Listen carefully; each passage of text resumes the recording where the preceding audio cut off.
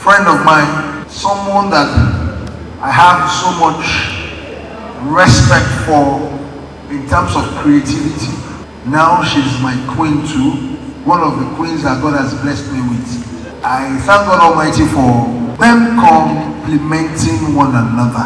No competition, but they are complementing one another.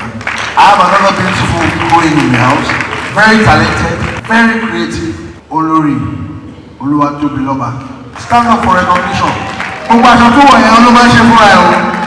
Wọ́n bẹ̀rẹ̀ sí pẹ̀ báyìí, aṣọ pàtàkì gbogbo ẹ̀. Tí máa dúró báyìí, tí máa ní kó máa bẹ̀rẹ̀ sí yà mí báyìí, ó máa yà mí, ó máa get me right. So please help me pàtẹ́wọ́ fún mi. A lot of people don't understand why Olori.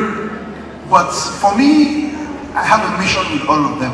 Mission of creativity, mission to add value to this throne and continue to enhance and bless the less privileged, the downtrodden, the oppressed in the society. Because it's an institution bigger than me.